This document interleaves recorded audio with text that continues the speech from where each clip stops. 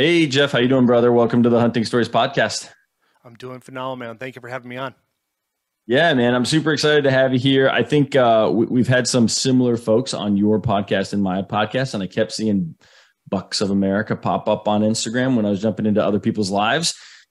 Threw you a line, and you were more than happy to jump on here and tell us some stories. So why don't we just kick this thing off real quick with introducing yourself to the listeners? So, as thank you for the warm welcome here. As everybody knows, my name is Jeff Vance. I am the host of the Bucks of America podcast. Been doing it for a lot of years. Just hit 159 episodes. I've kind of been very disciplined for the last 6 weeks. So now I have two podcasts this week, two podcasts next week, and I think two podcasts the following weeks afterwards. So I have a lot of content. And the thing is, when you book that many podcasts, you will have too much work and you won't be able to do anybody justice. So, but everything is done by purpose. So this way, then I'm able to get the word out faster because I have a friend of mine that I've been working with since 2019. It's Brian Austin from the Beast Mode Archery Games, and that's one of my podcasts next week. And he's got a massive competition starting on Saturday and Sunday. It's called the Quiver Shiver, but we can get at that later on. So, anyways, doing this podcast, I've gotten a lot of rewards from it. I got to meet a lot of amazing people. You have guests that's been on your podcast I want to have in mine, and I'm sure I probably have a plethora of mine too as well.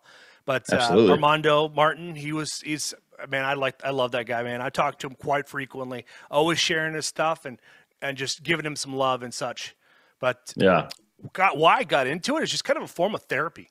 It allows you to really talk out some of your grievances and such, but also pulls you out of your day-to-day because now you get to spend a dedicated time just talking to somebody you never talked to or a friend, and you get to build a relationship with them. And then going live or having this recorded, now everybody can enjoy it. So that is the pluses of doing it. And then I just wanted to be able to wanted to set my mind to something. Yeah. And I wanted to find out if I can do it. So I did 1 year, got it done. Year number 2, we got it done. And I started a second podcast called The Murder in the Stars with my wife and one of our good friends. They got adult jobs, and so we had to stop that. But that was we were on the pinnacle of growing the podcast and stuff like that. They still want to do it again, but they need to find some type of a work-life balance to be able to have the mental strength to do it. Because doing the research, because it's true crime, so you have to put a lot of forth of a lot of information. And with some litigations with My Favorite Murderer, the bigger you get, the bigger target you become. And so you have to really dig deep into the information and put a lot of journalism into it. It's really a true crime requires to really set above everybody. They got that. Then I got to start another podcast while still doing Bucks of America. It was called the American Sheepdog Podcast, and that was a lot of fun. I got to speak with Tim Kennedy, Eddie Penny, Marcus Torgerson, Rich Graham.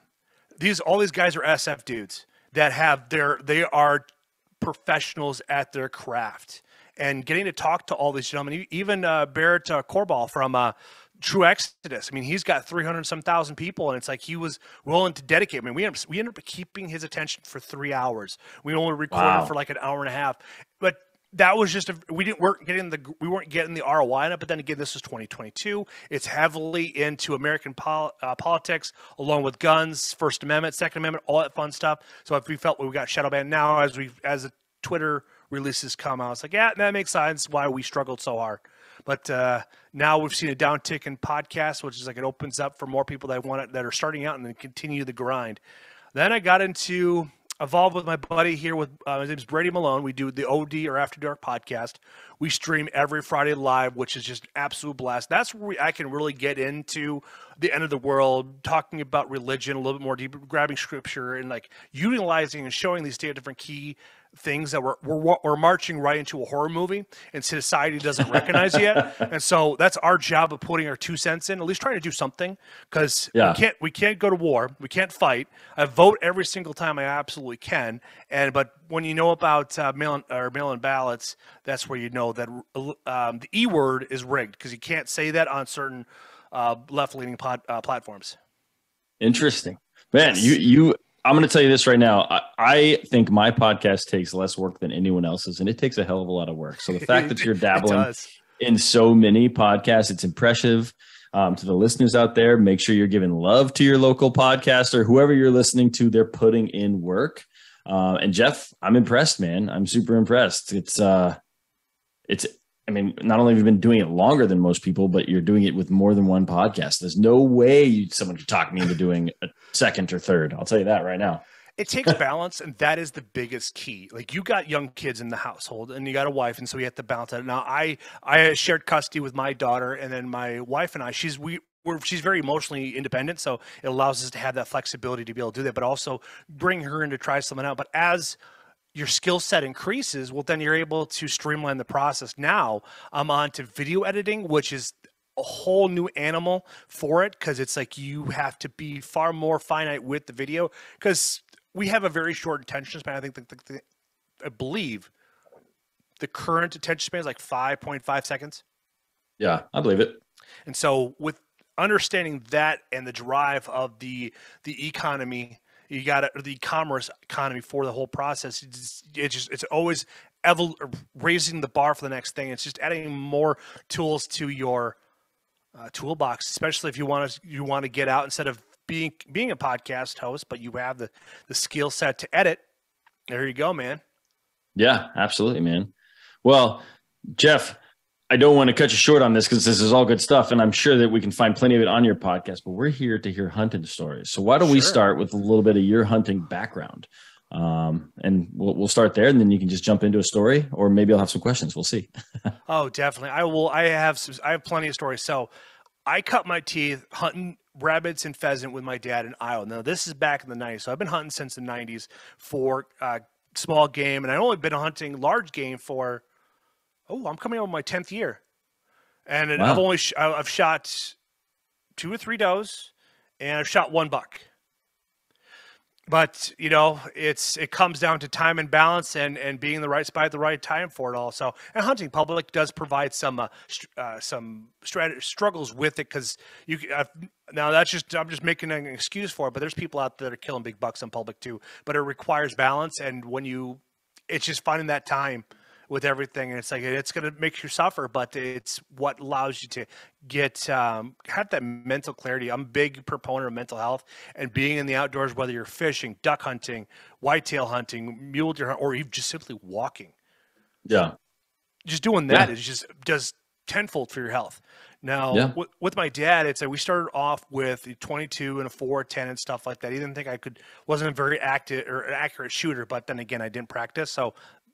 He had all the guns after the divorce, so I don't know who to blame on that one. But then, anyways, I've definitely gotten much better since the 90s, just because you have more valuable people that I want to protect, and so you take it as a second discipline to be proficient, because it's like we've seen enough riffraff in certain areas, especially with you being in Texas and the border valley, the cartel wars that are going on down there, that it's being downplayed. It's like you live in a war-torn area as long as you're far enough north. But then again, it's like it's still a dangerous playground out there when it comes down to it. Now, I don't want to interrupt you, but you actually sparked a memory here. I've killed 1 buck, 1 whitetail. I've only been hunting for 1 season, so I feel pretty good about that. But what I do know is when I was talking to the game warden, because I went a roundabout way to do it, a totally legal way, but not a normal way of doing it here. It was public land in Texas in a riverbed. The only question that the warden had for me was if my game cameras that I set up in that riverbed caught any immigrants coming through. If we were seeing they're like, we're more expecting to see illegal aliens coming through on your game cameras than expecting anything else. And amazingly, we hadn't. But what you're saying is true for sure, because that's the only questions they had for me. But go ahead. So getting back to some of my stories from growing up, I think one of my favorite moments or memory is hunting with my dad. I think this was been 95 or 96, and this would have been I think the snow hadn't fallen yet, so small game doesn't start in Iowa until October, so either late October, early November.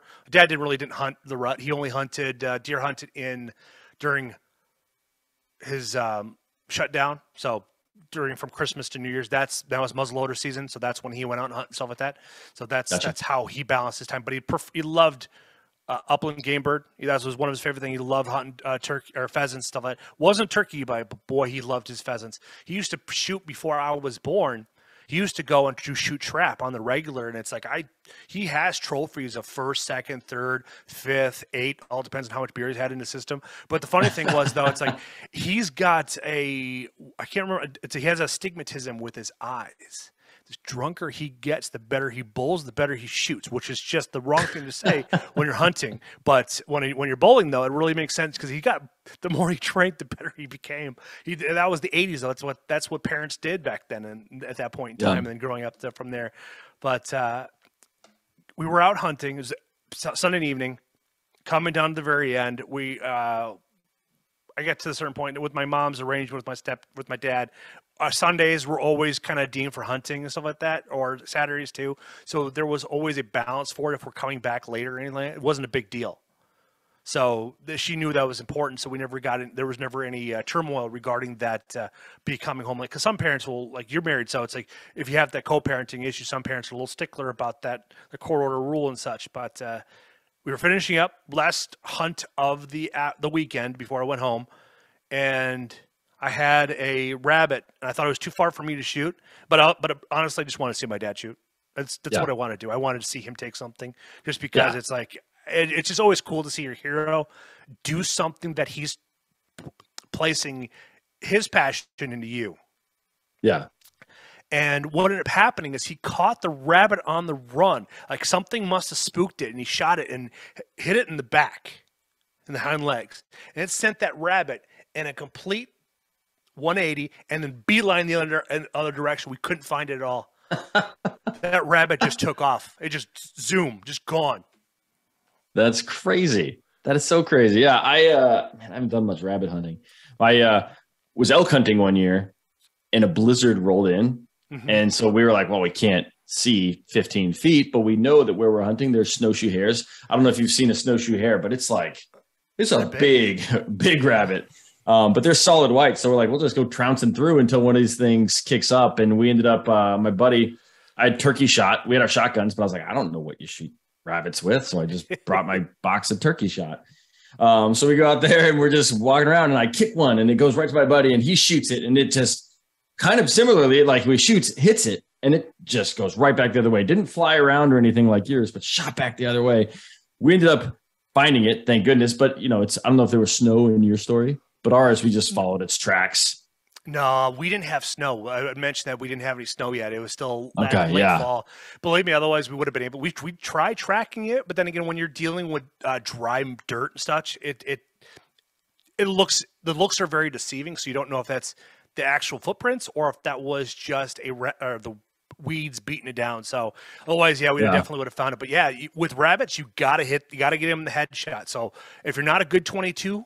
A guy with a 22 or a 17 HMR, 410s. You do the 2.5-inch shell BBs. You're not going to have as much BBs in the carcass, but it's going to kill him, and that's the best part. And that is what I cut my teeth on. I have a old coast to coast pump action 410. I absolutely love it. That's awesome. Yeah, we did catch our rabbit, and we got another round in him. And I don't think I've ever had a meal that was so delicious but so bad for my teeth. I don't know how I bit into like 10 BBs. My buddy, zero. I was like, what are you feeding me here? And he threw it in a gumbo, which was a little weird because hares are kind of a red meat in a gumbo, but it was still delicious. It's the spices that can really throw it, because I've ate enough rabbit you can play around with and have a lot of fun with the whole process. My daughter loves rabbit too as well. I found out the hard way that she's got a very sensitive palate, so I can't use spiciness, even pepper. It just sends her off. And earlier on in her youth, she ended up vomiting a couple of times, and I didn't even know it. That was the case of it, and that was what we found out, that she's got a very sensitive palate. So that's all right. Things change. Like when I was younger, hated sauerkraut. Now I enjoy it. I'll throw it on a brat. I also live in Wisconsin, so we're in brat country with Johnson & Johnson. Yeah, for sure. Here's a question for you. And what I've been told about rabbits hunting is you don't really want to shoot them until after the first freeze of the year. Do you know better than that for something? Because it hadn't snowed yet. I don't know if it had been frozen yet, but I hear there's lots of parasites and other things that need to basically be frozen and killed before you should eat that meat. Is that true, or am Oh I yeah. just? Oh, that's 100% true too, and stuff like that. And then you'd also find them when you pull off the hides. You can find them burrowing in and stuff like that into the meat and such, and which basically the animal's useless. But the reason why Okay. you want to do that and want to get them after the first freeze is then you'll be able to, because those some of them will actually go into hibernation. Like I don't know if you've seen those videos of bears that have a 5 foot long tapeworm that's coming out their rear end. Any fur bearing animal during up here will have those fleas or ticks or all that Yeah. fun stuff, and you don't want. And if you that's why whenever I shot him, my dad always had us do it outside in the garage or out well either the garage or outside. Being that it's like when we ripped the hair off and we threw it away, you don't have to worry about the debris from the animal landing in your Carpets carpets. and yeah. Ugh. Exactly, or your garage, and if you have your dog walking in there, then now you have a vet bill or whatever may the case be. It's just that is a real thing for the whole process for it. So that's why for me, it's like I wait until the snow falls, and then I'll go out there and I'll shoot them up and stuff like that. It's just fantastic. There's public land. I live right next to like 2,500 acres, so Oh, that's awesome. part of me exploring it is just grabbing my 22 pistol. I have it sighted in for 20 yards, and it's a pretty flat flying round anyways. So that's what I do. I'd go out walking around. I put my orange on and just walk around, and then it's like, I have a little call. Oh man, it's fun getting them riled up because they'll get mad at you. They'll start yelling at you, and it's like I don't know what they're saying because I don't have the Rick and Morty translator. But they might be trying to take over the world or something. Yeah, I believe it, man. That's funny. I didn't even know you could call the rabbits. That's cool. Are you just doing another rabbit call at them or what? Yeah, it's a cheap $5 or $6 call that you can use, and it's got a bell with a reed in it, and then it's got a little plunger on it, and that right there will allow you to echo out through there and stuff like that. And so what I'll do is I will call the opposite direction where I want them to show up. So this way, then they'll get out of the branches or out of their nest or something like that. Because this way they'll want to see it. Because if it's barking at them, they'll kind of pinpoint it because we're in their house. They know what's going on. So that's kind of you want the idea is to make sure that the echo is going back towards them, not towards them. So because let's say you have a squirrel over here, you want to call the opposite direction, similar to what grunting and stuff like that and rattling. You do that the opposite side where you want them to come in at. So this way, then when they do show up, you're already prepped and ready to go. Yeah, man. So we're getting off topic. I don't really like to go into like strategy and how to's and stuff, but I have one final question. You may or may not have the answer to it, but then we should get back to some stories. Do you know if that call works on all species of rabbits, hares, and Oh no, all what that? I'm referring to is squirrels. Squirrels. Rabbits, Okay. I don't believe there is a call for rabbits. I don't know. Okay. I just kind of walk around. You're just basically taking your gun for a walk. Yeah. Okay. Yep. And That's what I've been doing. Unless you have, like I know down south, like in Alabama and Kentucky and Tennessee, they'll use rat terriers as squirrel dogs. They was it Steve Rennell on his podcast. He had I can't remember the guy's name, but he had is one of his dogs was called Butchie Badto, and the dog loved going after rabbits. Man, little dachshund just zooming through everything. Had the GPS collars on. I think it's like season 4. Season 3, season 4, they go out dog hunting, and they just let them all out and stuff like that. They'll treat the squirrels and stuff like that. Oh, it is just awesome. Have you ever been around a dog that works? No, it's on my list. I'm getting a dog in the next few months, and I plan on making sure it can do some of that work for me. Oh, if you get a dog that works, especially like with sneak up on, squirrels or better yet, pheasants. Oh, it's just something to it's an awe when you watch them work because it's like you can see the owner getting happy and getting a sense of pride that all of his work they've put in is working out, and the dogs are getting rewarded and stuff like that. It's just amazing watching the dogs work. I've always hunted when my dad when him and I went out to pheasant hunting. That's what we would always go with a friend of ours that had a squirrel dog, and it was just fun watching him just watch him just dart back and forth, and have the time of his life. Yeah, and I've also gone pheasant hunting without a dog, and either way, you're just taking your gun out for a walk. It's just with a dog, you just increase your success because I've been in situations where I've seen pheasants not even fly up until you're literally stepping on them because in Iowa, they're very well trained and such. They have a very good lineage, but they don't they don't live very long. They only live like 3 years, 4 if you're really lucky. Huh? Did not know that. Yeah, they're not even from here. They're from China. Huh. Well, you learn something every day. Well, what's your next story? Or did I cut you short on your rabbit one after it kind of flipped around and? Oh no, that was the end of that particular story. Because then, one of the things that we do in the very last weekend of rabbit season, my dad and a group of his friends, they'd all get together, and we'd get a vehicle of 3 to 4 people in a vehicle, and we'd just drive around the Iowa back roads looking for rabbits. I don't know if it's legal now, but it's like back then we used to do a lot of gravel travel and like get permission and go and shoot and stuff like that and figure out where we can find the rabbits at. But that's what we would do.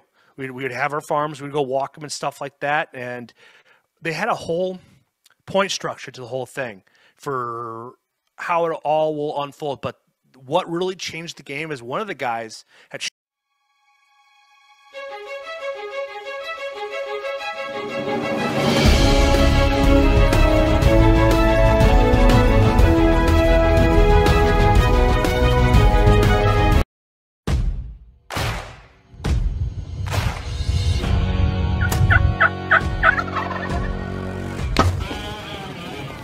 Hey everyone, Jake with HHA. Super excited to introduce the Tetra and Tetra Max Rise.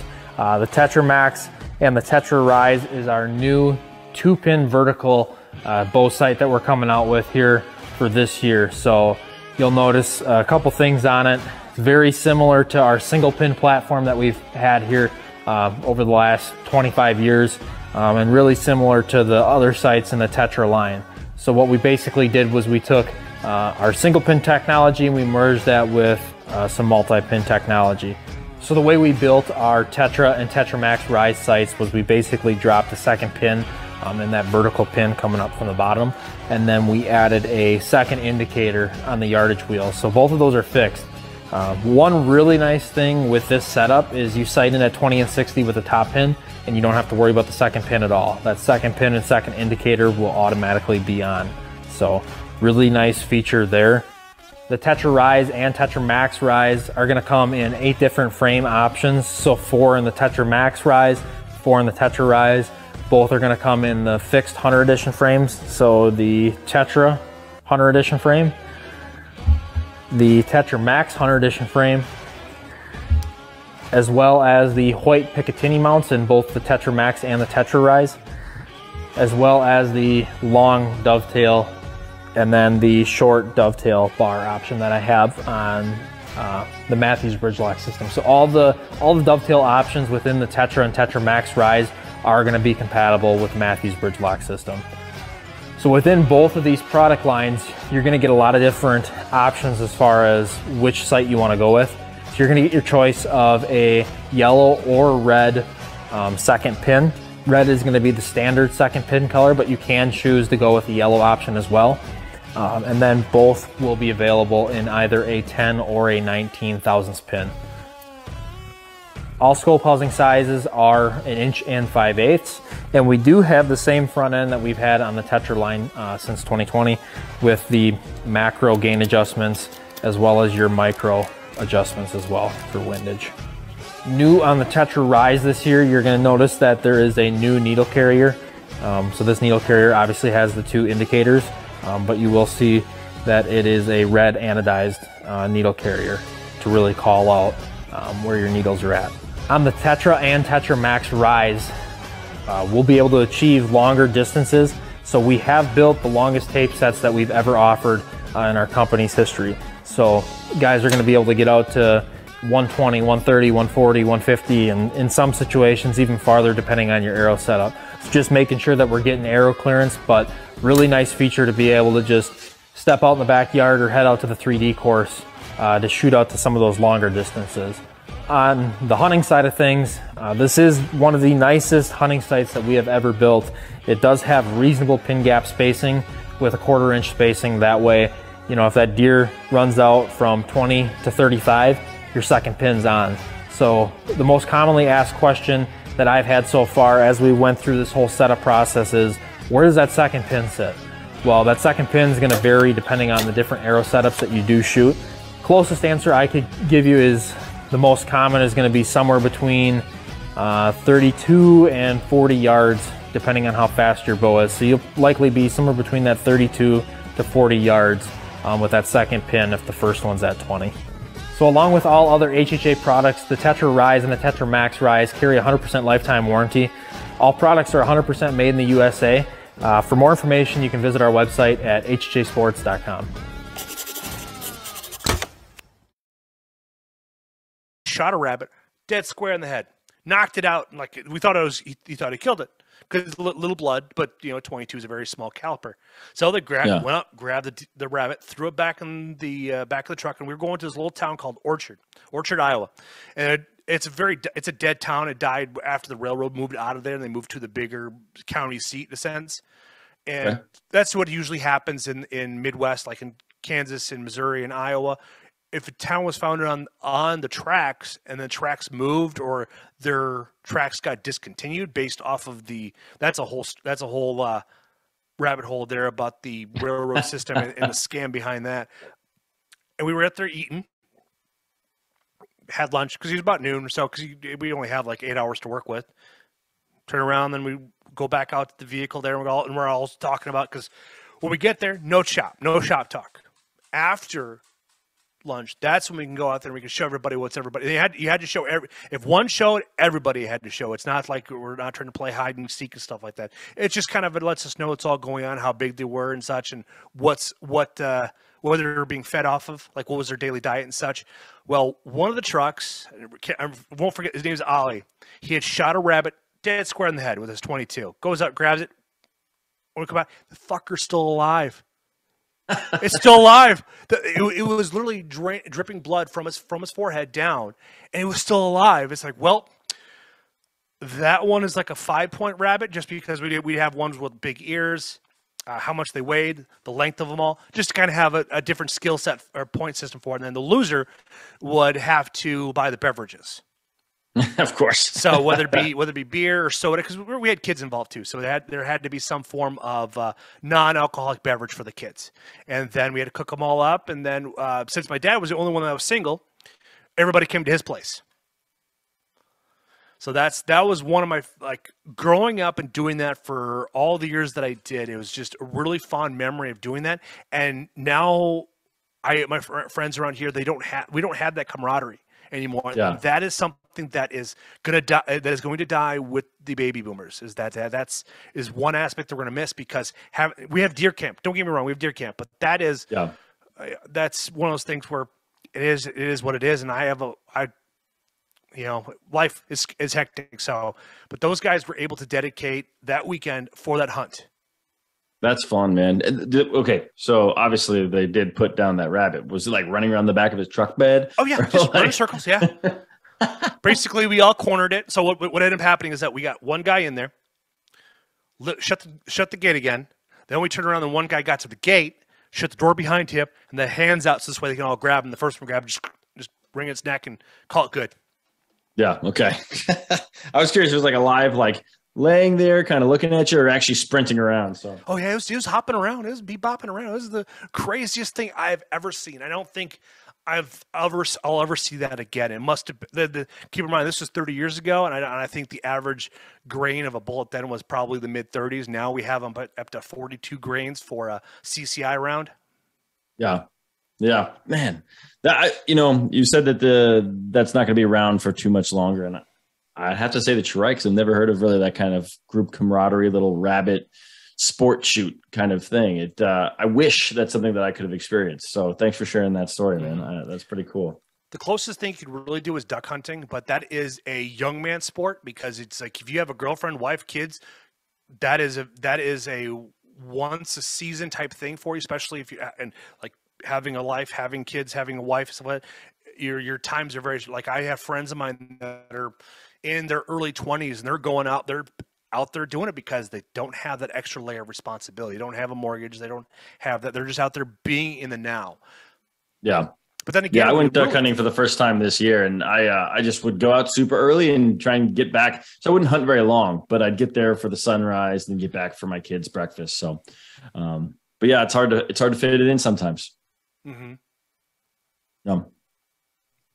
Well, Jeff, what else you got for us? Give us another one. I like the rabbit.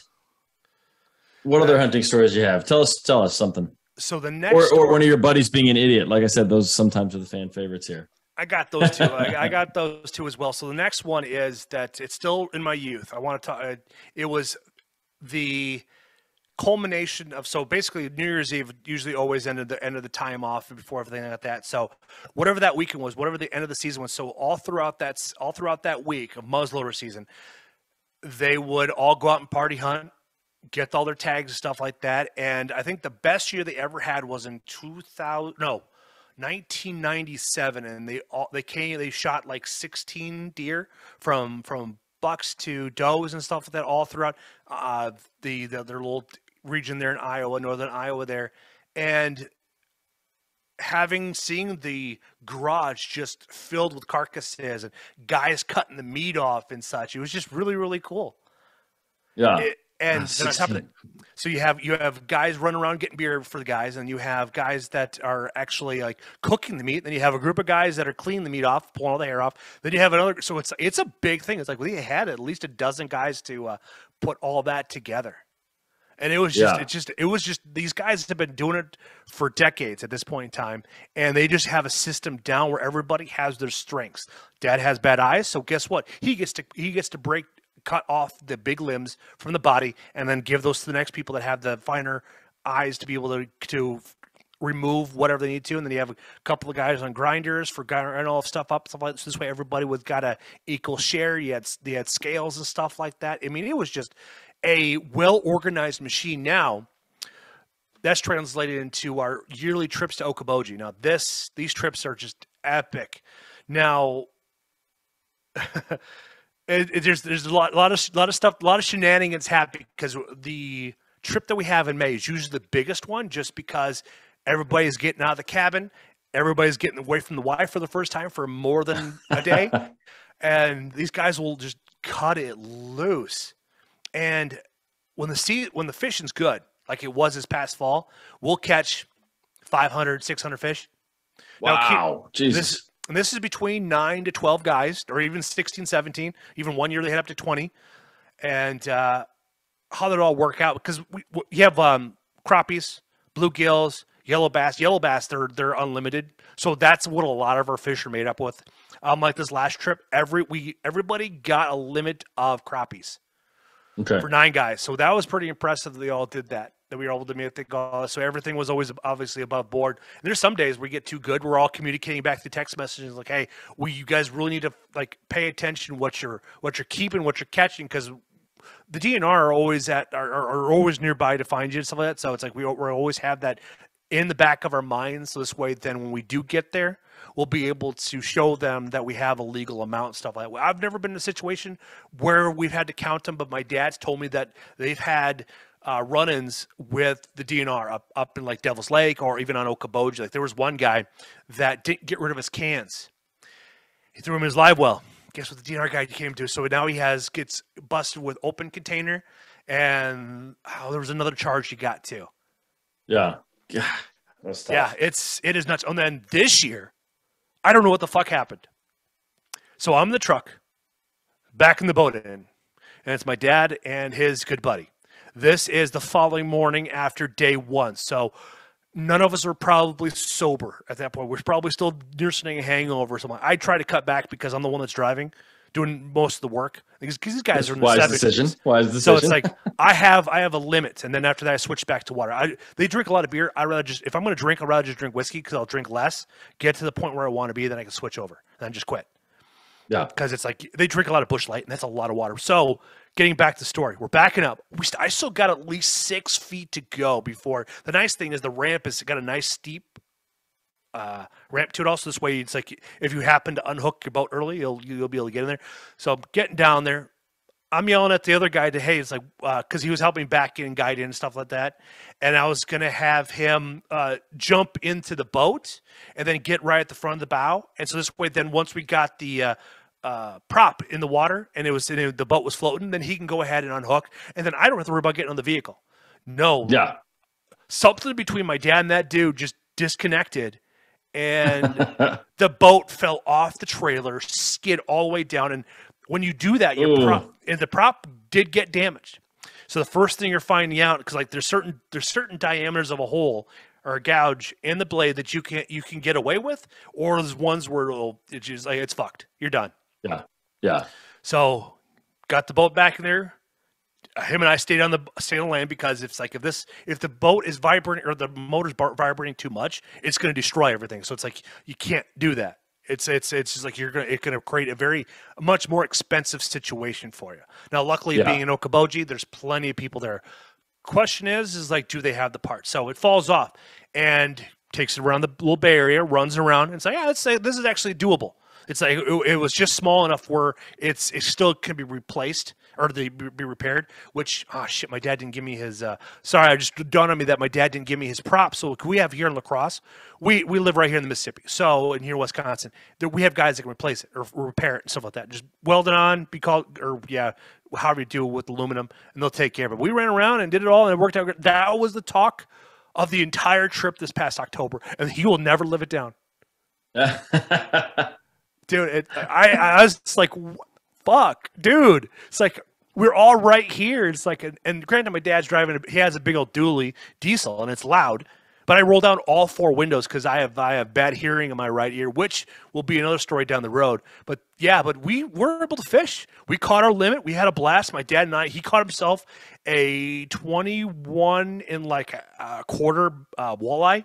Now, on Okoboji, it's slot, so you can't keep anything under 22 and over 19 or something like that. You can't keep it. You have to catch them bigger or smaller than that little slot. Ideally, from what the guys tell me, the best walleye length to catch is that 17, 18 inches. You're going to get your best fillets off there. They're going to cook the most evenly, and everybody's going to get a good fill of fish. Huh. I did not know that.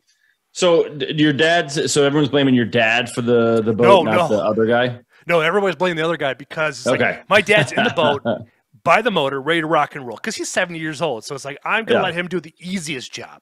And then I'm backing the boat up. Needless to say, he didn't ride with us the next day because it's like we just kept on giving him shit. And then after he stopped riding with us, we were on fire. My dad caught probably like an 8-pound or 12-pound drum. I caught a 10-pound drum. They're like a sheep head. Oh. They're just massive fish. They're part of the carp family, but they have red meat. So it's like, this is the first time I'm ever catching it. I have the fillet still. I'm gonna smoke it and see what I think of it now. If the fillet turns to mush, news to me. Yeah. But the fillets that I pulled off them are just massive. But the nice thing is they have bones, but they're nothing like a pike. They're big, they're thick, they're long, they're very muscular. And oh man, it was a fight. I caught it on my 5'3" ultralight, but and I only had about 50 yards on there of line, and I had all of it out practically because I was using too light of a jig, so it wasn't getting deep enough, fast enough. So when it hooked in, I had very little line there, and it's like I'm just reeling it in, increasing my drag, just reeling it in. I'm yelling at my dad. It's like, you need to get the net. Well, not telling him that, but it's like, you need to get the net. This is a big fish. I don't want to lose this. And why it didn't ever snap is that I cheat. I use 30-pound test because I'm a little egotistical. I don't really want to lose it, but it's like I have the means to get nicer stuff. And by having a nicer line, I don't have to replace it as often. And the biggest thing is, like, if you're real, all that line is faced in the sun. That's when you have that's when it really expedites the degradation of the line. And I usually get, with the braided line that I use, I get about 3 years. You know? Okay. I think it's a fair trade. I mean, $30 for 300 yards. I'm not going to argue with that longevity of it all, because it's like I want to buy these and have the availability. Now, when it came to 2021, trying to get line, good luck, man. It's like you're either stuck at 40 pounds or higher. I use Power Braid. It's a really good line that I use. I use it for bass fishing, crappies, carp. I use it for pike. I haven't caught a muskie, so I can't say I don't know what people use for muskies, but I've caught catfish on them, but nothing much bigger than like 25, 26 inches. I have some friends of mine that catch 60-pound cats out of the Des Moines River. Wow. No shit. That's cool. So, Jeff, I want to go back. You mentioned something. You have bad hearing. What happened there? Tell us that story. Let me ask you this. Did your dad put his rifle on your shoulder and use you as a rifle stand? No, my dad is not a moron. This guy's a moron, though. I mean, the worst part is he bred. He bred not once, but 3 times. So it's like usually stupid breeding stupid. You know, we've seen what happens.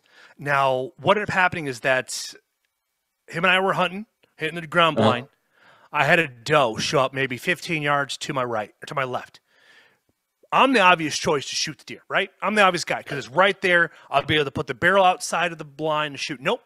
He decides to, like, I'm going to shoot the deer. It's like, all right, well, I'm not going to argue with him. I should have put up a little bit more fight because now I have tinnitus in my right ear. So what ended up happening is that I'm sitting like this. I'm sorry, but he's like sitting right here. It's just like a 2 to 4 man mirror step, so it's not the biggest. And I'm not a small guy, and neither is he. But he brings the barrel, and the barrel is like right here, literally from nose to here. Dear God. Pulls the trigger, and I've lost all hearing. Not all hearing, but I have tinnitus in my right ear. And the worst part is like, luckily it's still faint enough that it doesn't create migraines or headaches. Yeah. Tinnitus is, and I hope I'm pronouncing that right, but that's the ringing, like constant ringing. Yes, you're exactly right. That's what a lot of veterans come home with because of all the large ordnance and all the ammunition they shoot. Because remember, military is the lowest bidder. So that does not mean high quality shit. Yeah. Yeah. So do you still talk to this guy at all? Like, yeah. No. Yeah. I've seen him in public once and I basically said hi and just left. It's like, because it's like now I have to deal with this but I didn't say something. And it's like, that's one of the first experiences that being patient is not the right thing to be because now it's cost my hearing. And when my daughter was growing up, right around that 3 to 6 year old stage of her life, her voice hit those octaves where I couldn't hear. No, she was on my right that's side. awful, man. Yeah, that's so now she's got older, voice has gotten a little bit deeper, a little bit more enunciated. So now I can hear that. But when I sit in the conversation, if you and I are having a conversation, you be on my left side. And you'll always watch me if we go, let's say we go out to dinner, I'm going to be facing the door.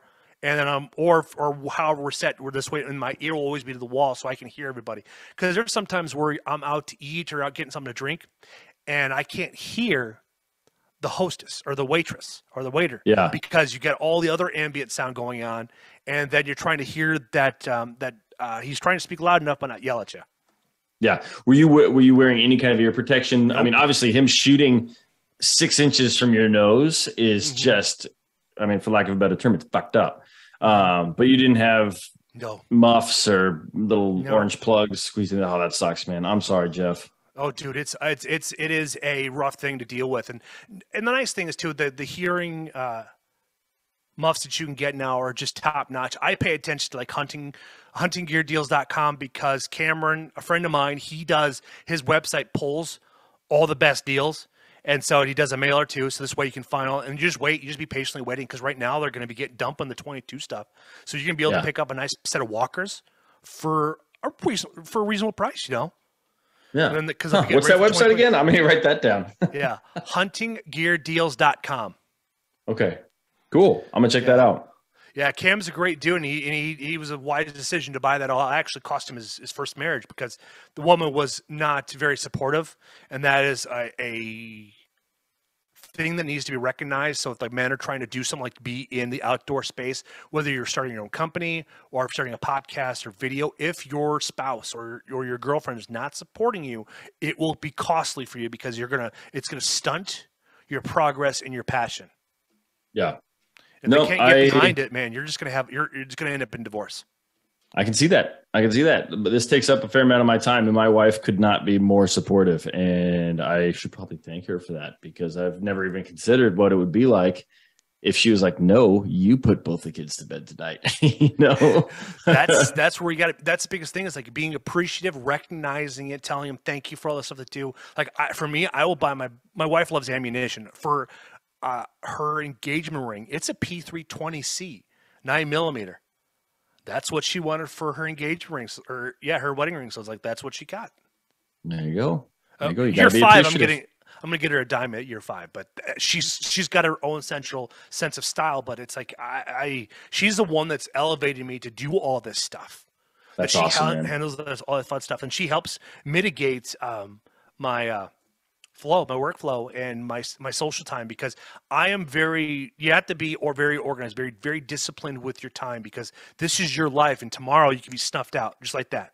So it's like you got to be very accurate with it, and appreciate and be overjoyed those things, because listening to folks they used to work at nursing homes, and they do a talk to the people that live there, the residents, ask them what are some of your biggest regrets, and some people say it's like not enjoying the happiness when it happened, instead of being more stoic, or not doing more things, not putting yourself out there for being more risky and such. And that's just something that those are life lessons that you could tell somebody when they're 18 to 28, but it's not going to sink in until they start feeling mortality kick in.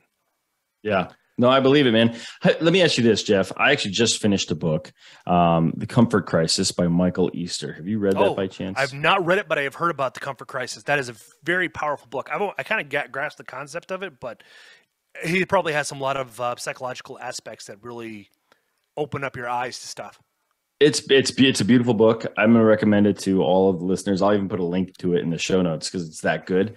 But Ben from Wad Preps recommended it. Just an offhand comment about rucking, but it is basically takes everything that's involved with hunting, whether it's the idea of contemplating death, or being outside, which is something that you mentioned earlier, just all these different things that are part of hunting, and then add science to every single aspect of it, whether it's the ruck, whether it's exposing yourself to cold, whether it's just being outside, the silence, all these different things that we as hunters experience, and then explains.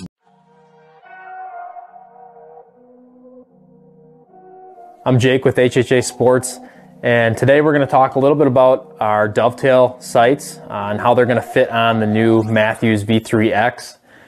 So as you'll see, I have a Tetra Max Tournament Edition sight on this 33-inch V3X. All of our dovetail sights, the Tetra and the Tetra Max, will fit on the V3X. Also, in the next couple of weeks, you'll see us come out with a shorter dovetail version. It'll just be our short bar version, which will also fit on the V3X on both the 29 and 33-inch model.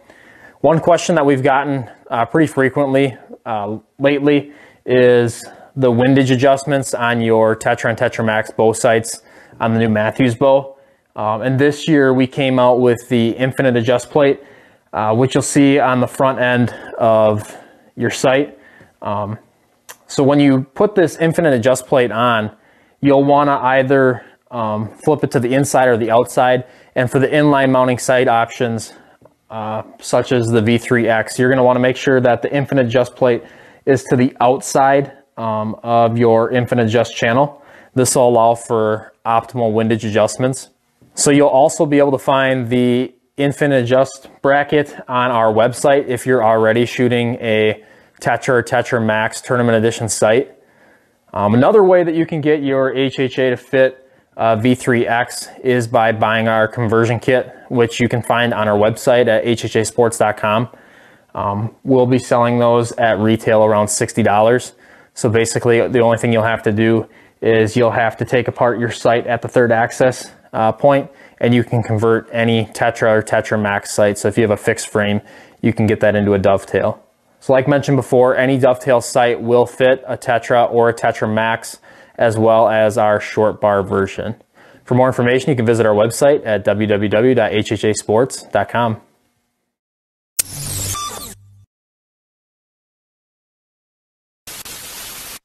Why, scientifically, with proven studies, how good these things are for you. So I can't recommend it enough, man. I think it fits. I think you've brought up like 3 different things that have made me think of it. So I had to mention it. And to all the listeners, I strongly recommend you read it because it's an amazing book and it's an amazing story. It all takes place with Michael Easter with his first ever hunting trip, which is on a caribou hunt in Alaska. I mean, what a way to kick it off. It's all downhill from there, right? Oh man, it is an amazing adrenaline dump. I'll tell you what, I haven't done it yet, but being able to take down some of these massive caribou and setting up in the right migration path, Man, that is just poetry in motion right there. When you're able to be in the right spot at right time, arrow drops in the right location, and the gun goes off correctly. Yep. Yep. Okay, we've gone off track. Happens every episode. But Jeff, give us another story, man. So after that, I no longer talk to him and stuff like that. And I have another friend. We've all know this type of person, the know-it-all of the group. And I swear they're some of the most toxic people, then they just don't know it. Yeah. No, I believe it. I think that in my younger years, I have been a know-it-all. I won't deny it. But I've kind of come to grips with the idea of just listen to what people have to say. You don't have to tell them what you're thinking. But tell me about your friend. Basically, it's very one dimensional for what kind of person he really is. But it's like he's always got a comment. He's never appreciative. It's always poor me. Always kind of like the victimhood type attitude. Like I was watching a video today where they were talking about the study. This is pretty much mind-boggling. What will happen is that what they did, the study was that they got a group of women, put scars on their face, doll them all up, put all the makeup on there, and then right before they went to their interview, they pulled off the makeup. But subconsciously, they had the scars. And when they went through the interview, their mindset was all trickery because they self-sabotaged themselves. So that victim mentality, you just consider it just self-sabotage, and that is something that is not recognized in those trait, because it's like they have the subconscious mindset that it's like they're not giving me opportunity because of my scars. When it's like I've talked to people that have had an IUD blast off, and they're doing amazing in life. So or working with me because my company employs a lot of veterans. And with that in mind, it's like it's all your mindset, and I think that was a very eye-opening thing. But that's what he was, and he's like he never moved past his station. He kind of got to one spot in his life, and he just coasted from there. Never pushed him outside. So he basically run me off the property. The landlord or the owner of the property, him and I still get along. I'm just waiting for him for his bad choice to catch up, so this way I can go back out there hunting again. Yeah, I used to hunt on. Are you talking about the guy that shot and gave you the ear issue, or is this a different story? This is the narcissist. Okay, so tell us what decisions he's made, because the narcissist. Yeah. I don't think we actually talked about the actual hunting story portion. You're kind of going into the individual. Oh, well, the hunting aspect of it, that was pretty much the end of it. Once we shot that deer, just kind of wrap up the whole tendonitis in the right ear, is that after we got the deer and stuff like that, no, we had no more. We let the deer fall over. It literally just dropped within 5 yards. So we couldn't ask for a better shot. And that's when like the hearing became deaf and I couldn't hear. And that was when it was at its peak, where no foreign sound could enter through the eardrum because it was so inflamed. And if you ever see a reconstruction of what tinnitus or what damage to your ears will do, it's just mind-boggling because you can't fix it. There is no reversing it. Once you lose your hearing, I mean, there's cochlear implants, but those are like $10,000-$15,000. I mean, it's really expensive. And then on top of that too, it's like your body has to accept it, and you have to have certain criteria to make it work. It is a thing. So from what I understand now, he's still working at the same job. Still probably, I don't know if he's still married. I don't know. I don't talk to the guy anymore. I've met him in public once, and then that's it. And I just I'm still friends on Facebook, but I have all of his information suppressed. So that's why when I post stuff, I don't, he can't see it. You can block people, but you can not block people.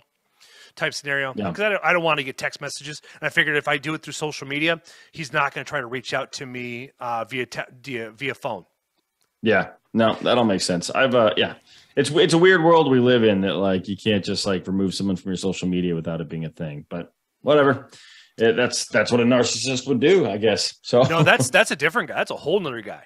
So the narcissist. Okay, well, let's talk about him and hit that hunting story. So that whole situation is after we got done with the season. Like with my dad, these guys, I was new to the group. I hunted with the group, and what they would do is that throughout the entire week, all of us had the week off. We all that was our vacation that we'd hunt second gun season in Minnesota, and the landowner, it was an awesome dude. I would go out there in the springtime, take a chainsaw out there, cut up logs, remove stuff, because he wanted any means possible to keep the DNR off of his land, because they could pretty much just trespass out there, because he had two natural springs, and they were also trout springs, so that gave them and he was the beginning of the stream, so it's like we did anything possible to keep them from coming on the land, and that was kind of like my way of saying thank you. Nobody else did this, by the way. Yeah. It was just me, and so what ended up getting to the story here, getting towards the when I figured everything all done, it's just like anytime you'd make a comment, like any of my friends would, he would always have something snide to back up with it, and that's the worst thing. And then my last year I hunted with the group. Went out there early season to go check out, because we had a stand fall down, crushed the stand and stuff like that. I went out there and I was trying to be a nice guy, because it was my favorite stand. It was, and it just happened to be the wind picked up and just knocked it over. I have a picture of it someplace, and it just knocked over the tree and it twisted the thing. And he just went off on me. He just told me, "You can't hunt out there." He just became a real ruthless person. It's like he just became very verbally violent, and it's like, I'm done. So I'm done with him. So after that, it's like, hey, I called up the landlord. I was like, hey, I just had an argument with such and such. Is it okay if I still hunt out there when they're not around? He said, yeah, by all means. He goes, that problem is between you two, not between you and I. And and that was that's good to hear. That was a very warming sensation. So I just haven't been out there, but I live 70 miles away. And so I want to find something closer, because getting up at 2, 3 o'clock in the morning, driving all the way out there when you're still kind of tired or whatever, and my life doesn't have that flexibility anymore. I'm doing a podcast on Fridays till midnight at times, and so I'm not going to. And plus, we're drinking whiskey, so I am not going to be in the mood to get up in the morning and go out hunting. But I will go set the afternoon. I'll go noon, get out there early, figure out. I have multiple locations. Get out there early and just set the day. But yeah, that was a rough scenario, because I really liked everybody else except for him, and still being able to find out that my permission does not rely on his 2 cents, but backing up and like doing those things. Like, and we'd all also go out there. I'd walk his fence line too, and at this time, this is 2014, 2015. Technology wasn't the most clear when it comes down to it worked, but it wasn't able to go. But it's like he knows this land. He was born and raised in the land. So I just told him, like, hey, it's over here. He's like, I know what you're talking about. And so this way he would go out there and fix the linkage, and so this way his cows wouldn't get out, because his cows are what kind of feed the whole operation, what brings in the money and such. So having that type of rapport with them, and if anybody's out there, that is probably the best way you can pay back a landowner, is to go out there. Hey, I will cut your trees down. I will do anything you possibly can, because private land is very expensive to buy. I mean, right now we're looking here in Wisconsin. My buddy bought 80 acres at $2,100 an acre, and the average rate was $3,400 an acre so that you add that all up. I mean, that gets real expensive real fast. Yeah. I mean, that's a difference of like 50, 60 grand, but he knew the family, knew the landowners and stuff like that previously to him. And so that relationship allowed him to buy the land, stuff like that. And so that's from there, he's let me hunt that here too. That's awesome. So you're hunting whitetail there. I'm making an assumption. Yeah, we have whitetail, a lot of small game. We have lynx, and then we also have black bear as well.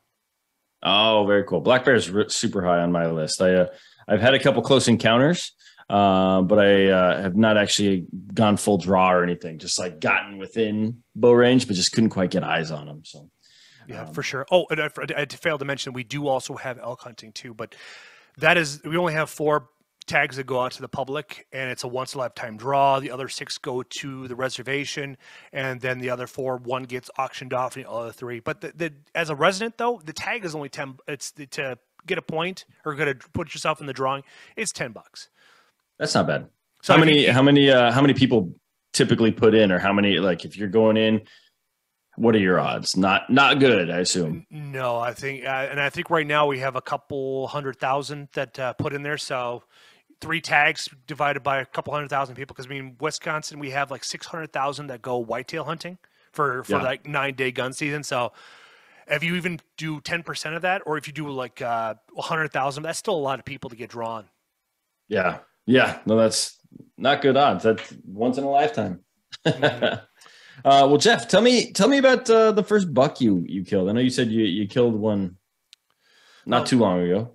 Oh, so actually the buck is right behind me, but I don't think you can see it in my screen. Nope, but that's okay. Maybe send me some photos afterwards. But tell us that story.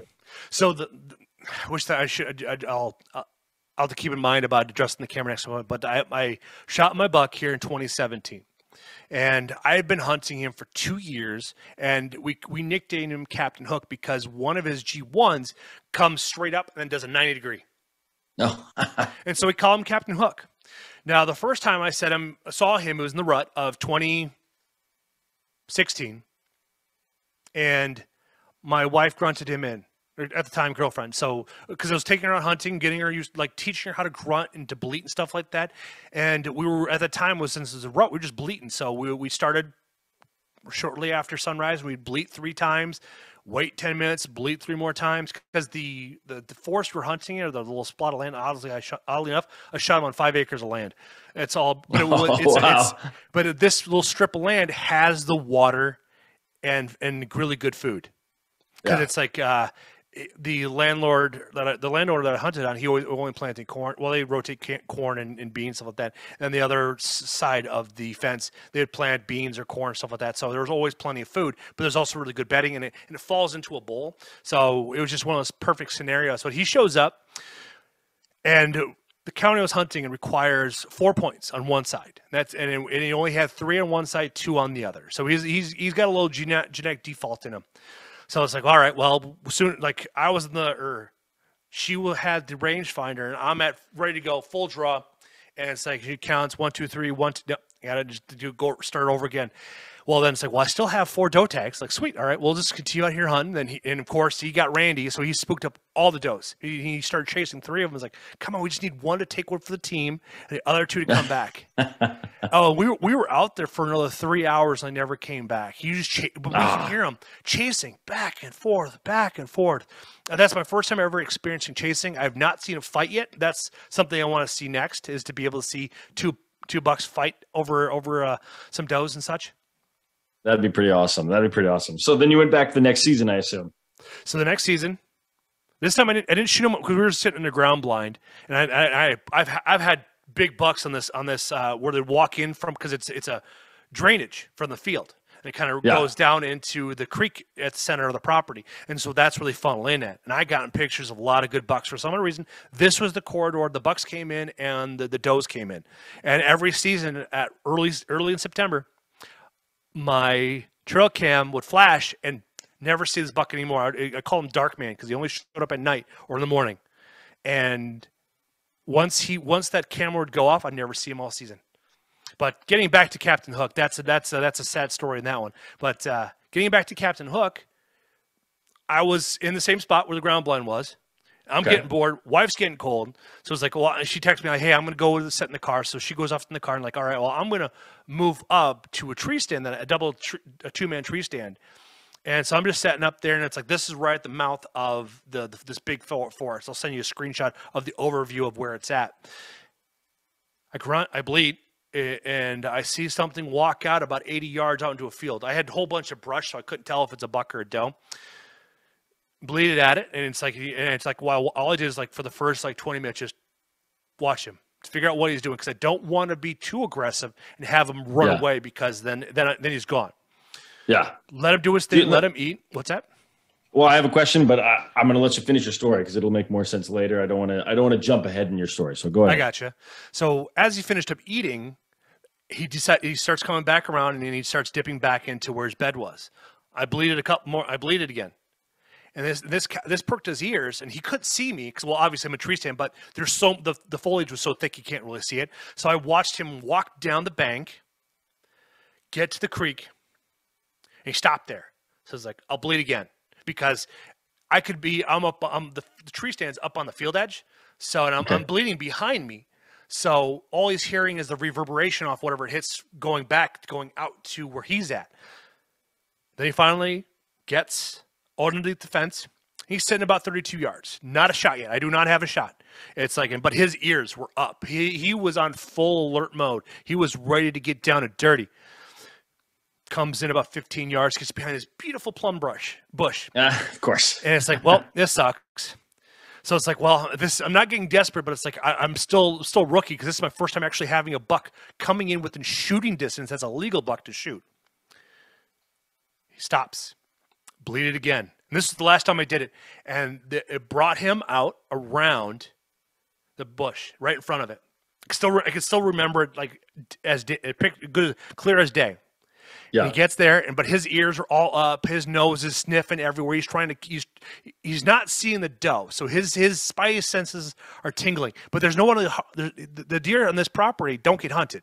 Like there's where I was at. So there's like total of 4 properties before it opens up to this massive big woods. And there's a guy that hunts it too. Because there's one day that he was grunting and I was bleeding, and he didn't realize that I was hunting and I was messing with him. It was great. It was funny. It would just go back and forth.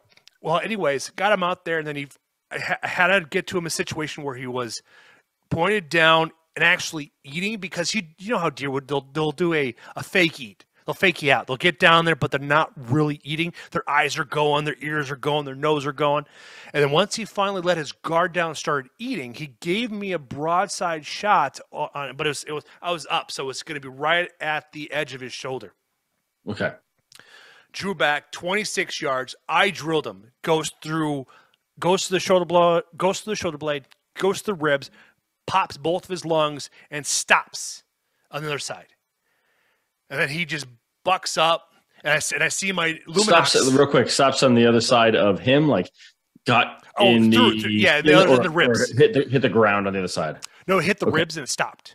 And so it's like, sweet. My broadhead did its job, and the arrow's still in it, and he bucks, and then he takes off and he jumps over the fence, and that's when it snaps my arrow. And I was like, I need to buy new arrows. I do not want to have this again, because how it fell is that it left the Luminox standing straight up in the air. And so I text my wife, let her know what's going on. I hop down, and it's like we're going to walk back to the car and just kind of chill out and just wait. And this is where I learned, after you shoot one deer, you wait, because sure enough, here comes a doe walking the same exact place, the same exact trail. And if I would just waited in the stand, I could have punched 2 tags that day. That would have been awesome. Oh, so believe me, I've had friends that be able to pull that up, but I've only seen like once on the internet where this, I think this is a couple years ago, but there was a kid that shot a doe, and it passed through not one but 2 of them, drops them both. Wow. Yeah, I can't even imagine. That's crazy. As long as you get enough tags, that's fine. Otherwise, you got to kind of watch out what's behind that critter. But let me ask, so you shot him, he runs off. How far did he make it? Is he still on the property, or did he run off the property? He jumps the fence and goes back on the neighbor's property. And I watched him take off about an hour before. And the worst part is he never came home. We were there until 10 p.m. that night, waiting for him to show up, because I wanted to go get that deer. Because by that time, we never went back in the woods. Oh, you're saying the neighbor never came home? I was thinking, like, what do you mean the deer never came home? But okay. No, the neighbor did, because it jumped over. I didn't have permission to walk his property, so I don't want to be out there with headlights on there with me and my wife, or girlfriend at the time, and I didn't want to be out there. And all of a sudden, he comes home, and we greet him with a gun. Yeah. You know, because it's still trespassing, whether you like it or not, even if I'm trying to go fetch my deer. So we waited until 10 p.m. And at this point in time, I had no idea. I walked my wife out where the arrow was at. So what I did is I just shut the Luminox off, left the arrow in its spot. So it's starting point number 1. Yeah. So he never showed up. I went inside, talked to the neighbor, like, hey, do you have a phone number for him? Because he's not home, and I shot a deer, and it's on his property. He didn't have his number because he doesn't like him. And it's like, I don't blame you. After the next morning, when I get to that part, you'll understand why. So 10 o'clock, we still have to drive back home. This is Sunday night. I got to work Monday. Yeah.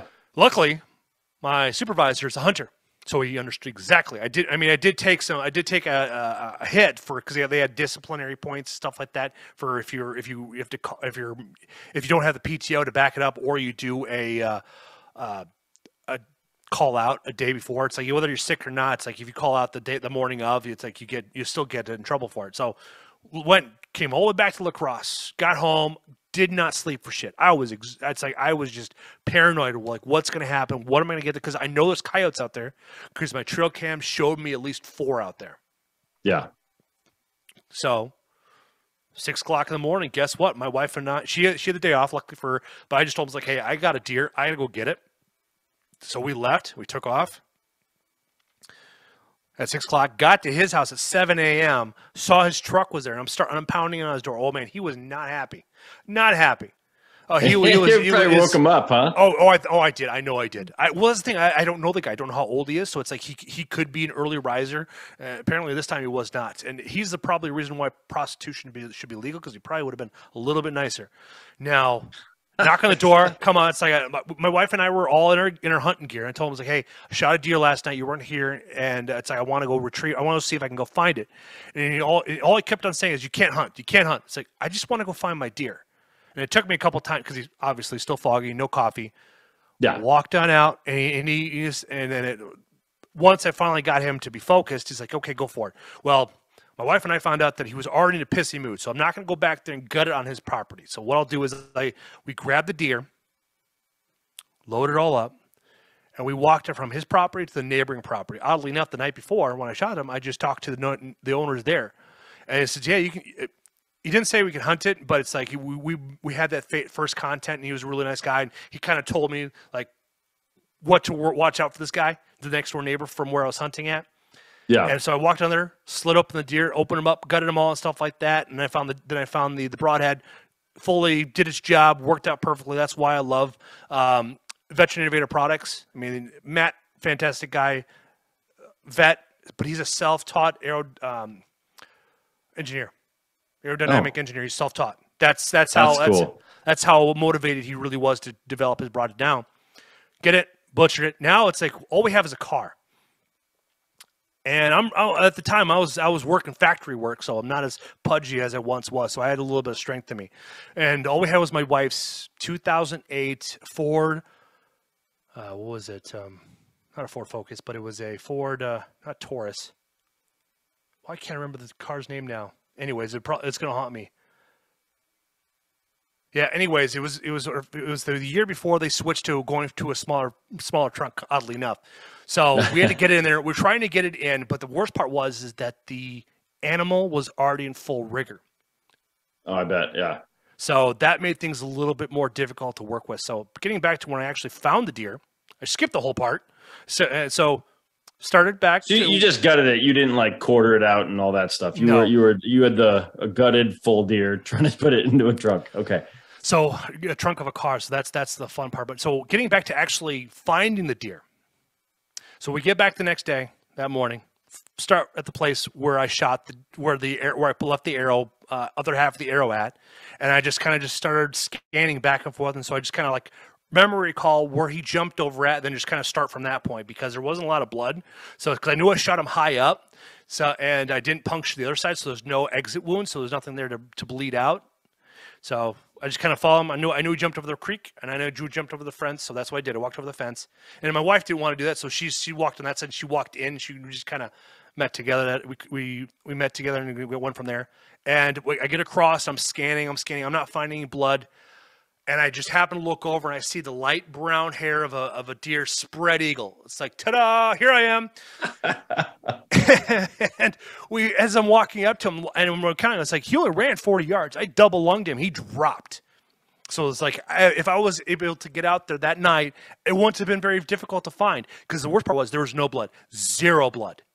Yeah, so I was going to ask about that because when the arrow snaps off, it kind of blocks the hole a little bit, right? It was just the fact that I double lunged him is what the saving grace of the whole process was. But the downside is once I got the deer, and since he was left out overnight, the coyotes got to him and ate his genitalia. That's they ate his genitalia, and they ate some pieces of the hindquarters, stuff like that. But it wasn't the what's the word, like the damage wasn't very deep, so I was able to actually save the hindquarters, shaved off enough of them. So as I'm out there, we just tied them up. We had this backpack with like a 6 foot or 8 foot long rope. And so what it does is it goes at the top, snaps in front, then it goes around on the back again and snaps again. So this way one person's pulling, and the other person's helping you go along and stuff like that. So this is where this is where the rigor mortis sets into play, where it becomes a problem. So we're in the buckbrush. We're in this really thick, where all those little stickers and stuff like come with you. Well, it's also a bunch of saplings too. So we're trying to get this deer that's fully spread eagle, every single leg is straight out, locked into place, trying to get it back out there. And to get him to cross the property was 280 yards. Jeez. And he weighed at probably, I think, just a guesstimation, over 250 gutted. Oh, and wow. So that's big deer. Yeah, we had to drag him all. Want to show you the picture of his neck? You'll see why I shot him, because he had so much meat. Yeah. Getting all the way across there, stuff like that. I mean, she was in front of me.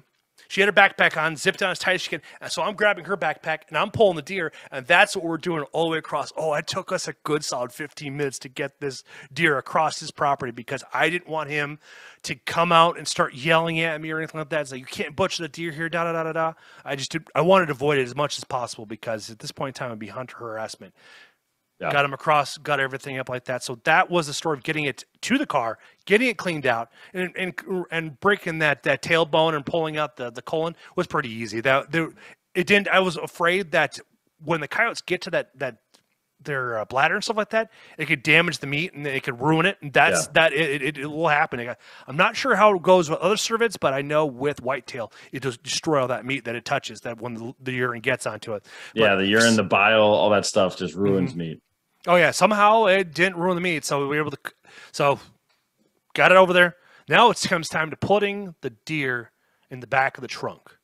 Trying to get it up there with the back seat up wasn't happening. Was not working. So what I did is I had my wife go ahead, flip both seats down, got those down, and then what I did is I ended up taking and lifting up the front quarters of it, getting in there, getting the rack in there.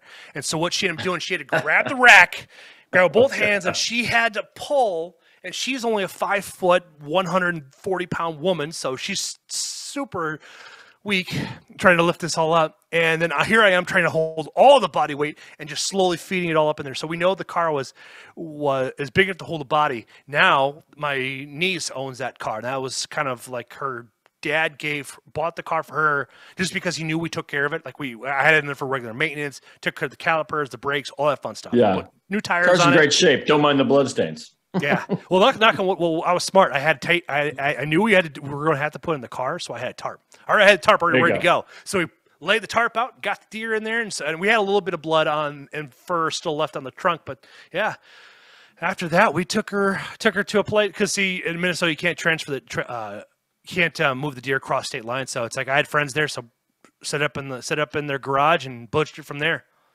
Nice, man. That's awesome. Well, congratulations on the first whitetail. That's pretty cool. Yeah. I can just imagine you just trying to get through the brush and shoving that thing in your trunk. Oh man, I was huffing and puffing, and I was swearing. Oh, it was a workout. And I was working at a factory where we used a lot of fiberglass, and we had those fiberglass bales. These bales weigh 40 to 60 pounds a piece. So I'm hucking these for 8 hours a day, and in hot conditions too, mind you. So it's like when the winter comes in, that is when it's just beautiful, because they don't heat it. They heat it just enough to kind of work with the atmosphere, because when you're dealing with resin, it's very finicky. You have to have the certain right amount of humidity, otherwise it could really throw off the whole thing. And everything we did was we had 7 different lines, 7 different products. Yeah. Huh. Well, that's fun, man. Well, Jeff, I've taken up a lot of your time here, more than I asked for already. But I want to ask you, do you have any more stories you want to tell us today? And if not, that's fine. If you do, great. But we can wrap it up if we need to here. So it's up to you, man. Man, I feel like we haven't even begun yet. Yeah. Well, let's see here. I talked about some of my past, talked about some of the stories in the future, or it actually just happened recently within the last couple of years. I think now, let's see here. I talked about the one in October. Kind of doing a mental check here to see what's like some of the more fun stories to repeat and explain. I guess this year was a fun one. So what ended up happening this year? So this is one of my first most difficult losses that I've had in the field, where I wasn't able to recover a deer with a bow. I've shot does with the gun, and either A, I missed them, or I shot up in the wrong spot. So what ended up happening this year is I had a doe, and I was sitting. This is first weekend of October. And I sat in my stand and I prayed to God. I was like, hey, please give me an opportunity to provide for my family. And so I said I was going to shoot the first thing that showed up in front of me. It was a younger doe, probably like 2.5 years old.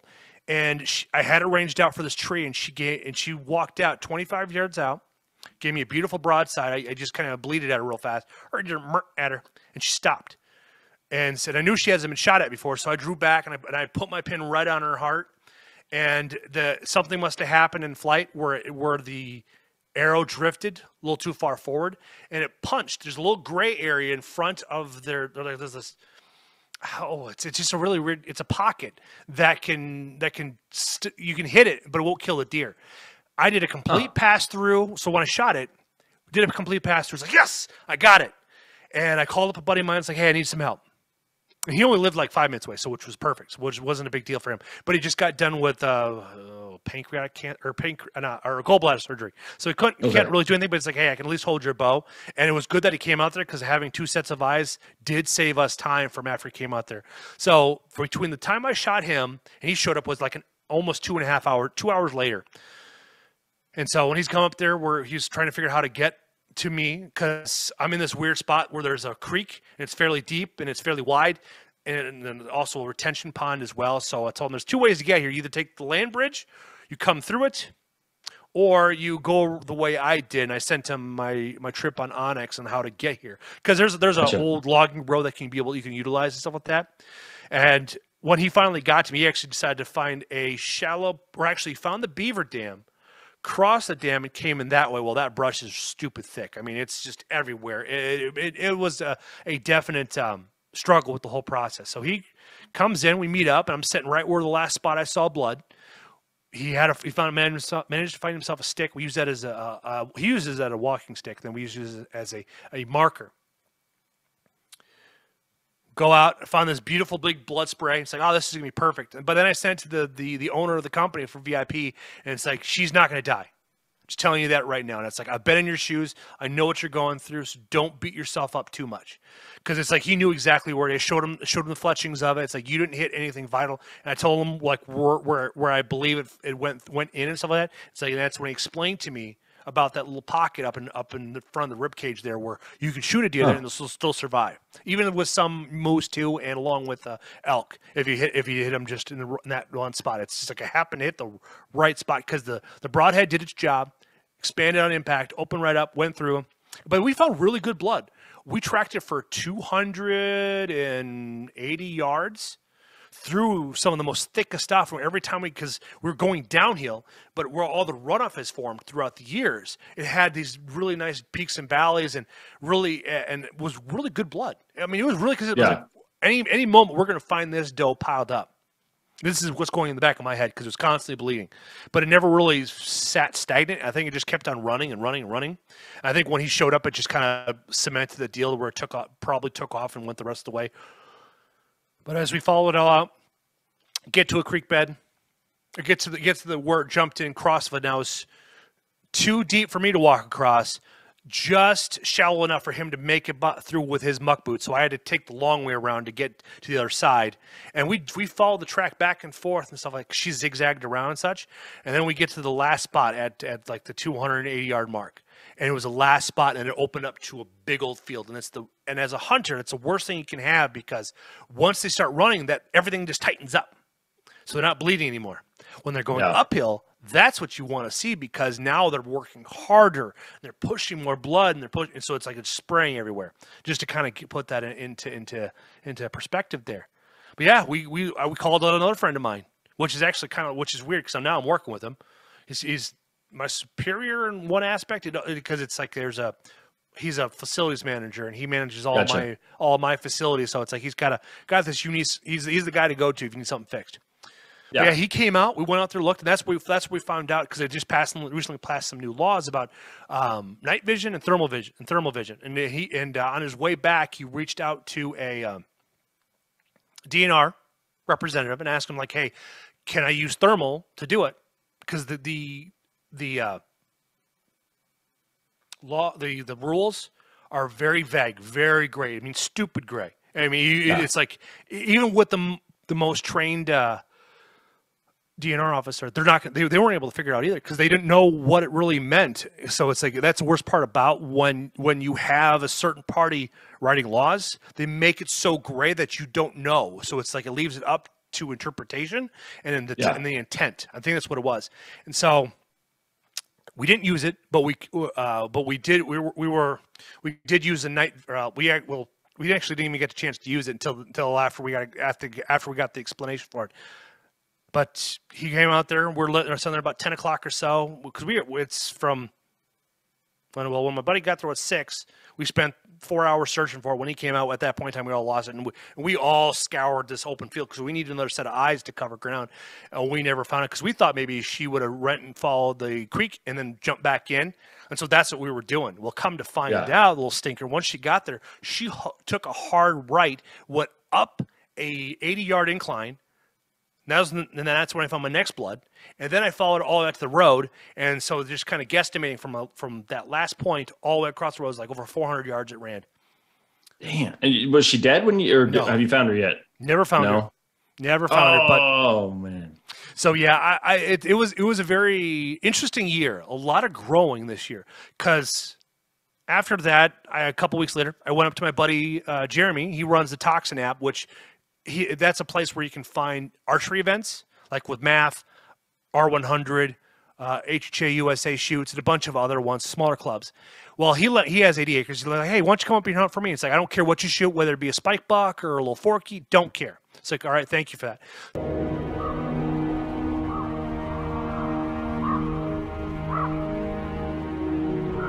So, first night, get out there hunting. I sat there in the tree, asked the good Lord for some assistance, and he provided. I had a mature doe and a fawn come out. And this is where it got to me. Is like, and if this is public land, I probably would have shot it, but since this is private land, he's trying to grow his herd. That's where the ethics came in. It's like, I'm going to let it grow. Yeah. And then shortly after that, here comes a spike buck. Stops right on this mock spray, and it's like gives me a perfect broadside shot where I can punch it through the double lungs, go out through the front, and be good to go. But it's like it's a spike buck. Now I've had encounters with does that go into estrus twice a year, and it's like it was too coincidental to have mama, a baby foal, and a spike buck. It puts the doe and the spike buck at the same time that they were given birth, and that tells me that he has good habitat and good food sources and good protection, and he doesn't have any major predators there that were at the time I was aware of.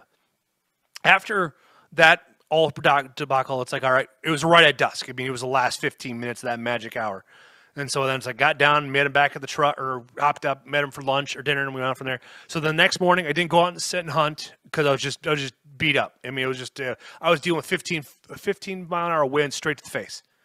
Oh, wind gets me every time. Worse than rain, worse than snow, wind. So what I did to take advantage of that morning, instead of going hunting, I actually went to his archery range. He actually owns an archery shop called Badger State Outdoors there in New Auburn, which is just north of Eau Claire. It's like 2.5-hour drive for me. So, but in there, I sat there and we're just flinging arrows, getting the muscles all stretched out, break off all that lactic acid and stuff like that to get ready for that next hunt. So, all right, and this would have been Tuesday night. Went out there, sat in the same spot, sat there and asked the good Lord for help. He provided. He had a forky show up.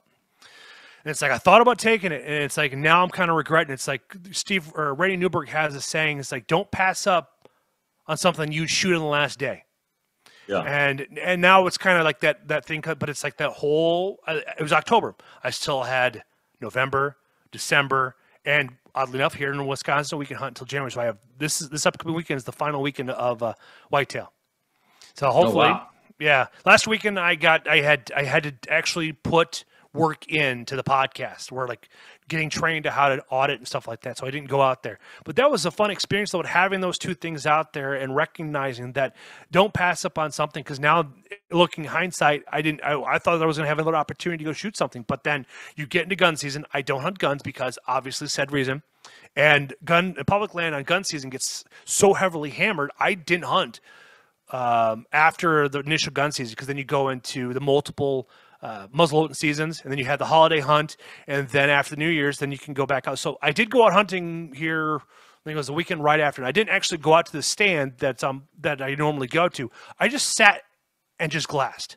Because we just got done doing a heavy ground and pound gun hunt. Like, what is all out here? So I'm glad I didn't put the energy in there. I'm waiting for him to come out to the deer because I know I positioned my truck between two pieces of public land where I can see both entrances where I know the deer will come in. And none of them showed up. I'm sitting there with my binos. I'm glassing, looking to see if I can find a consistent trail. It was all shut down, which is I'm glad I didn't go out there because it would have been a waste of energy. Well, come to find out, I drive not even a half a mile to private land right next to a cemetery. There's 5 does. Just like, here I am. Of course. So, yeah. And I know that's the way it works, man. And I know they hunt the land because I could see the ATV tracks going up into the woods there, up into the tree line. So I was like, well, there's no way I would have been able to hunt that night anyways because there's no cover. It was just bare naked, and so they could see everything. So there's not going to be any way. I know there's bucks out there because I've seen a nice 6-point every year I've been out there, and there's also a really nice 8-point that I've been out there and seen. So it's just right time, right place, and plus landowner put in a couple reduced the public access in one area and put a whole bunch of no hunting signs, but it's against the laws to do that, in the bylaws to do that, because once the landowner puts that into our farm management land, you can't put those up there. It's like once you tell at your initial interview and you map out where they can hunt, you can't put up no hunting signs. Now it's all open to the public. They can park where they need to, park within respect, and go from there. Yeah. Huh. I don't know anything about that stuff, but that's crazy, Jeff. Of course, that's where the does are all hanging out when you're basically done. That's just the way hunting works. It's as soon as you've wrapped up or as soon as something's impossible that all the animals show up, right? Mm-hmm. Yeah, for sure. You never know what's going to happen, man. That is the best thing about whitetail hunting. Now, get this. After I left, my buddies in New Auburn, 2 days later, I put up my Muddy cam because I wanted to explore his property, so everything's at. So I was like, well, I have a cell cam right here to say thank you. I want to put my cell cam on his property so this way we can see what's going on because he didn't have any cameras in there. And I picked a spot that has this beautiful terrain where there's 2 entry points that actually he groomed. So this way, then they'll hire travel because their deer are just as lazy as humans. If they don't have to climb through anything, they're gonna take it too. Well, a couple of days later, I get a message on my phone saying I saw a sow and 2 babies. I had no idea that there was deer out there. I had no idea that there was bear there. He told me that there was bear out there, but he just didn't know where they're at. And we just happened to come across a sow and 2 babies. Like, oh my word! And because since I knew I was going up there, I recently had acquired a new holster for my bino harness, and it's a single molly that goes with the top, but it's actually designed for my full size SIG. I put in there. So I swapped out all the hollow points and I had carry 3 mags because I know there's bears in this is bear country and wolf country. So I don't know what's going to happen. Yeah. So it's like, I got it suited up and ready to rock and roll. But yeah, that's the funny thing about deer hunting in Wisconsin. You never know when you're going to come across a black bear. Hell, I have a buddy of mine, Brian Austin, which I'm going to have you on this podcast. He could probably tell the story a little more in depth, but he went out saddle hunting in November, I believe, right before gun season kicked off. And all of a sudden, he hears this parade of feet. It was a sow and 5 cubs. It's on my Instagram. Yeah, she is a super sow. Those are very rare to do because it's like if there's any boars out there, they'll kill all those cubs to get them back into estrus again. Yeah, that's crazy. That's crazy. Yeah, what's his name? Right? And make sure you introduce me because I definitely wanted to hear his hunting stories. Oh, yeah. Brian is a great dude. He spends a lot of time out in Colorado, Wyoming, stuff like that. He also does beast mode. Then also I have my buddy Jeremy, he's a great guy to have on your podcast. Full of information. And he is a guru when it comes to, he has, like I said, he has his own shop. And he actually spent money to create the Toxin app where archers, if you're traveling and you're bored and you want to go to a 3D event where there's actually going to be some people to hang out, he has them all over the place. He's got most of the north country, like all the way out to Washington. He has shops and events on there you can go check out and look at. Huh. I'm going to make sure I put a link for that in the show notes too, because that's super interesting. I'm going to start traveling more and more, and I definitely want to shoot my bow and bring it with me. So, oh yeah, it's Jeff. I love it. I love traveling. Yeah, that's awesome, man. That's awesome. Well, make sure you introduce me to those folks. I think we're going to wrap it up here because, like I said, I've taken up more of your time than I originally planned. So I want to thank you, of course, for coming on the podcast, man. It's been fun. Welcome. You got some crazy stories, and man, if I ever meet the guy that shot 6 inches from your nose, like I'm gonna let him know because that's just not acceptable. But why don't we do this? Why don't we tell the people again where they can find you? Let them know about your different podcasts, your Instagram, whatever you want to kind of share, and then we'll wrap it up. So the great thing is that Linktree is a very popular tool. And so all of my sponsors are on there that you go check out. I have RPG, Mountain Man Medic, Dangler Case, Toxin app, all these things. Even Zachary Hansen's book linked there too. So they're all right there. It has access to my TikTok, my LinkedIn. I have a Twitter, but I really don't use it. I should now since it is now being since the since Elon Mr. is cleaning Tweet, house. right? Isn't that his new Twitter handle? Is Mr. Tweet since he took over? I could be, but yeah, Elon Musk has done a great job of cleaning house. But yeah, that's where you can find everything. And my podcasts are my Dose After Dark is only on YouTube, but the Bucks of America podcast, you can find it on Podcast Addict, Spotify, SoundCloud, Pandora, Tuned In, Stitcher. So I'm on all the major ones too, and iTunes as well. So please go drop a link, drop a like, write a review, comment. Go subscribe to my YouTube channel. Trying to grind to get that 1,000 subscribers and get that 4,500 hours in 365 days to monetize it. And then the worst part is even if I hit that threshold, I have no idea if my content will get monetized just because it speaks out against the. I feel like the people that are making the judgments of the Salem witch trials. Because right now it's like we're not careful. We're going to be walking right in those trials. And one thing I did not know just found this out today, because here in America we have the Salem witch trials. 27 people are hung. What people don't know is during that time frame, they hung 500,000 in Europe. No way. Because of that right there. And the reason why it stopped in America is because the pastors quoted the Bible.